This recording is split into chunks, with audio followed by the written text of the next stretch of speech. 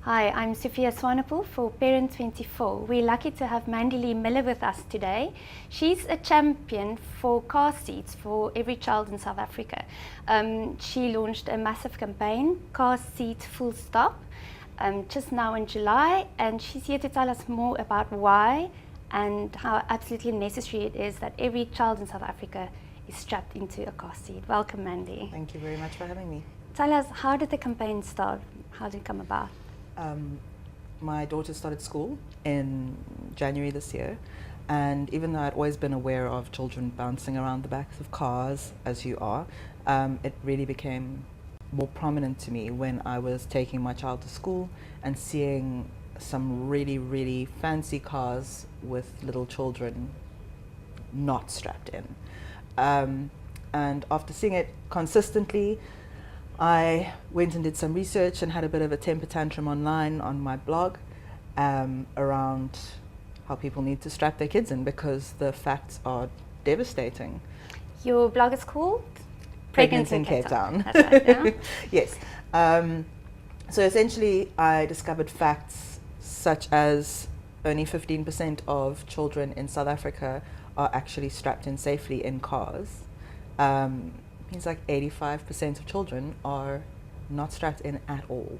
And this isn't public transport, it's only passenger cars. So it's a scary number considering the fact that passenger accidents are the fourth leading cause of unnatural deaths in children in South Africa. That's shocking. It is horrifying. And if you take into account the fact that a car seat can prevent death in a child, well, there's 71% chance of saving a life of a baby and 54% in a toddler if they are strapped correctly into a car seat. So that's, why would anybody not? Exactly. So what does the law say? Because South Africa's law is quite strict. Yes. Every car is supposed to have SABS approved seatbelts installed. Every person in a car needs to be using a seatbelt or appropriate restraint. Like a car seat. Like a car seat. Last year they updated the law to be very specific that any child under the age of 3 in a car has to be in an appropriate car seat. So it's illegal to drive with your child standing or running around in the car, or even just, sitting in the car without a proper car seat. Sure. So if you have a baby or a toddler under 3, Yes. what are the car seat options? Okay, so you start with the infant car seat, which is rear facing, and they're like a bucket, you can see, and it's designed specifically to support the baby being very small, very soft, like no developmental protection, essentially. So they are usually reclining mostly and facing the back, and then there is the handle, which is also actually a roll cage. So in the case of an accident, it will prevent the car seat from being thrown against the back seat because you put it in the highest position. Then when your child reaches around depending on the car seat, but about 9 or 13 kilos, you move to a convertible car seat.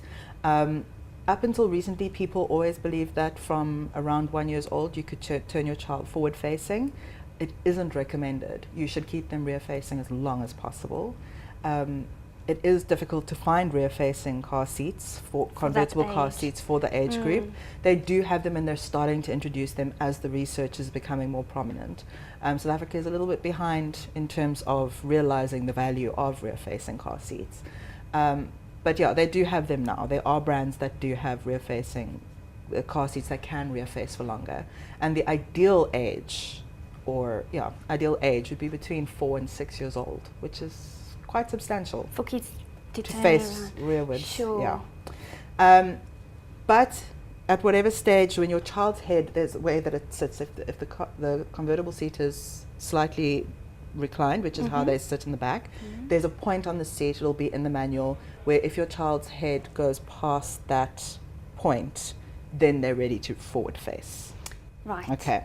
So once they shouldn't then move into a booster. They should still remain in that convertible car seat until the point where they exceed the height and weight limit.